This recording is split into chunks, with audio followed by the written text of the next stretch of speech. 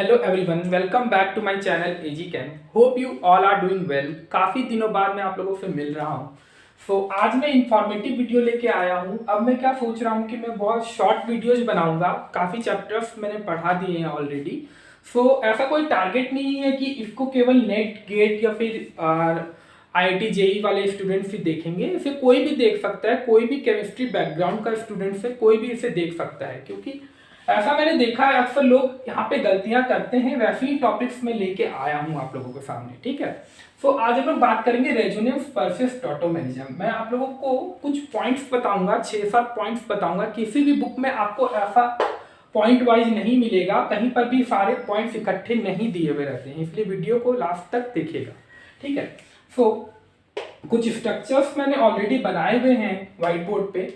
आप देखिए, यहाँ पे आपको देख के समझ में आ रहा होगा कि ये जो स्ट्रक्चर्स है, पहला वाला जो स्ट्रक्चर्स दिखाए हैं मैंने, वो रेजोनेंस को दिखा रहा है, दूसरा वाला टॉटोमेरिज्म को दिखा रहा है। इन्हीं स्ट्रक्चर्स के बेसिस पे मैं आपको सारे पॉइंट्स क्लियर करूंगा। जितने भी डिफरेंस हैं, करीब मैं आपको 6-7 पॉइंट्स बताऊंगा, वो आप नोट कीजिएगा, ठीक है।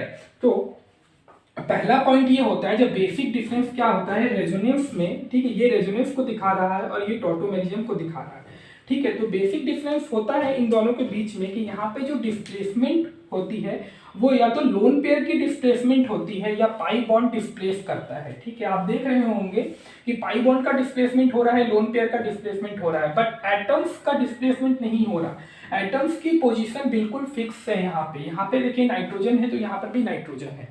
ये बहुत ही इंपॉर्टेंट पॉइंट है, यहाँ से क्वेश्चंस बनते हैं। बट टॉटोमेरिज्म में क्या होता है कि हाइड्रोजन एटम देखो यहाँ से डिस्प्लेस करके ऑक्सीजन के पास चला जा रहा है। मतलब रेजोनेंस में एटम्स डिस्प्लेसमेंट नहीं होता, बट टॉटोमेरिज्म में एटम्स का डिस्प्लेसमेंट होता है। तो पहला पॉइंट लिखिएगा। देखिए मैं यहाँ पे स्मॉल बॉक्स करके आप लोग को बना दे रहा हूँ, पूरा पॉइंट्स नहीं लिखूंगा।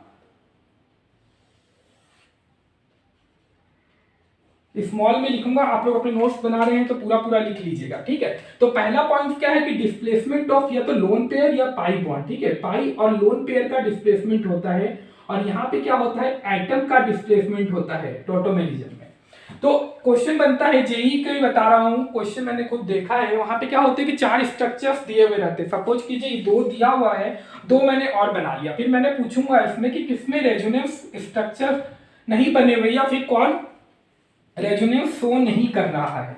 तो आप लोग ज्यादा बहुत टाइम कंज्यूमिंग हो जाता है। लोग एटम्स लोन पेयर्स काउंट करने लगते हैं कि किसका ऑक्टेट कंप्लीट है कि नहीं, ये सब करने लगते हैं, देखने लगते हैं कि कैसे हो रहा है। बट आप लोग देखिए, आप अगर एटम्स का डिस्प्लेसमेंट अगर दिख जाए आपको, तो आप लोग समझ जाइएगा कि वो रेजोनेंस शो नहीं कर रहा है। इसलिए 4 स्ट्रक्चर दिए हुए हैं। सबसे पहले देखिएगा कि कहाँ पे पोजिशन ऑफ एटम्स चेंज हो रही है। अगर पोजीशंस ऑफ एटम्स चेंज हो रही है, इसका मतलब वहां पे रेजोनेंस नहीं दिखा रहा है। तो पहला डिफरेंस यही है कि डिस्प्लेसमेंट ऑफ पाई और lone pairs in this tautomerism displacement of atoms takes place.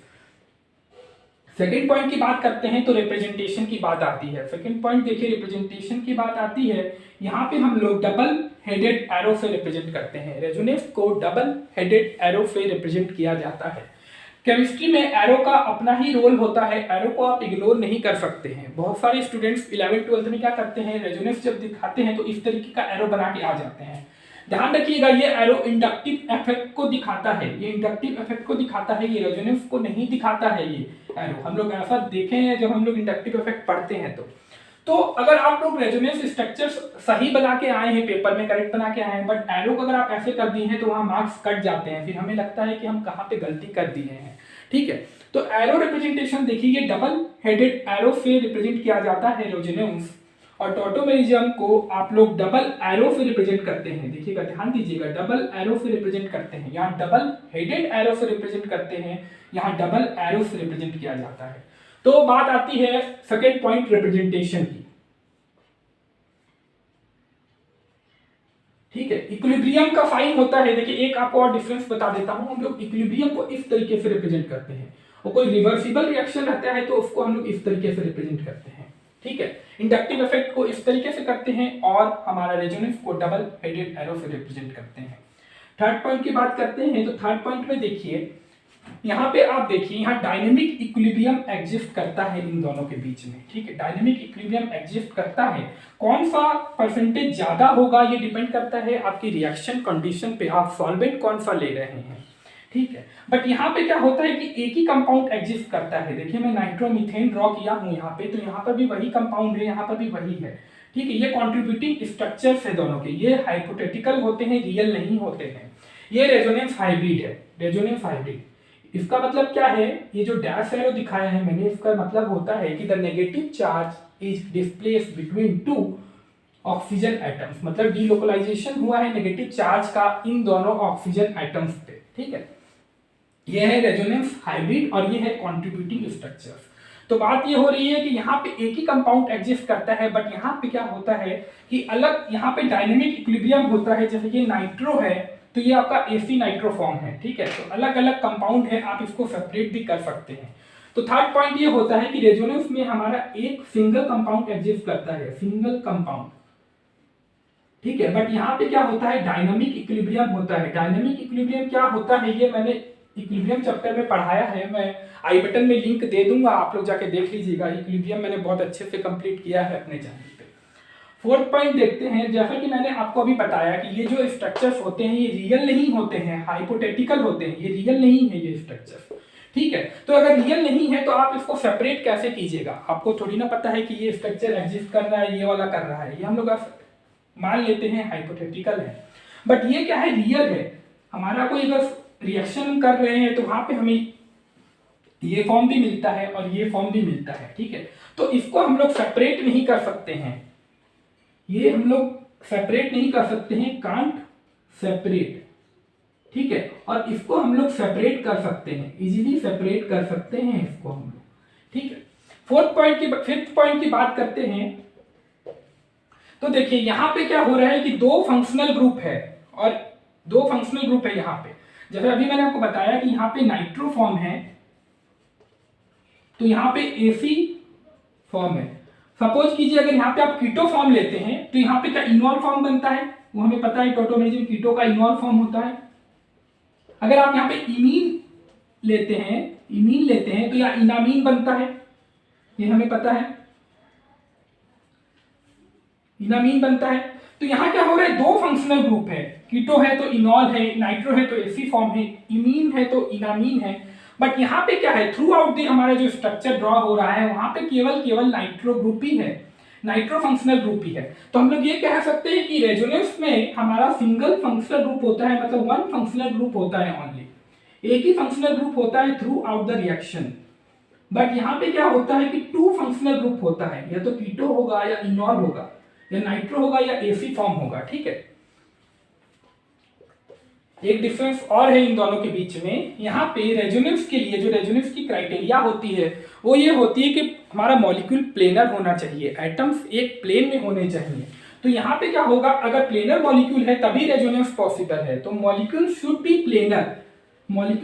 Planar, but in tautomerism ऐसा कोई कंडीशन नहीं है। मॉलिक्यूल हमारा एक प्लेन में भी हो सकता है, मतलब अगर एटम्स हमारे प्लेन में भी हो सकते हैं, अगर एटम्स अगर हमारे डिफरेंट प्लेन में भी है तब भी यहाँ पे कोई प्रॉब्लम नहीं है, हाइड्रोजन का ट्रांसफर होगा वहां पे, ठीक है। तो जरूरी नहीं है कि मॉलिक्यूल हमारा डिफरेंट प्लेन में भी हो सकता है, एटम डिफरेंट प्लेन में भी हो सकता है एटम, ठीक है। सातवां पॉइंट भी देख लेते हैं, बात करते हैं स्टेबिलिटी की। अगर दो मॉलिक्यूल दिए हुए हैं हमारे तो हम लोग बता सकते हैं रेजोनेंस एनर्जी कैलकुलेट करके कि ये मॉलिक्यूल ज्यादा स्टेबल है, ये मॉलिक्यूल कम स्टेबल है। तो थ्रू रेजोनेंस हम बता सकते हैं। वहां पे क्या होता है कि रेजोनेंस से स्टेबिलिटी हमारी, रेजोनेंस होगा तो स्टेबिलिटी बढ़ती है, स्टेबिलिटी बढ़ेगी और रिएक्टिविटी घटेगी, ठीक है। तो इसमें हम लोग रेजोनेंस में हम लोग स्टेबिलिटी की बात करते हैं, बट टोटोमेरिज्म में ऐसा कोई भी इफेक्ट देखने को नहीं मिला है।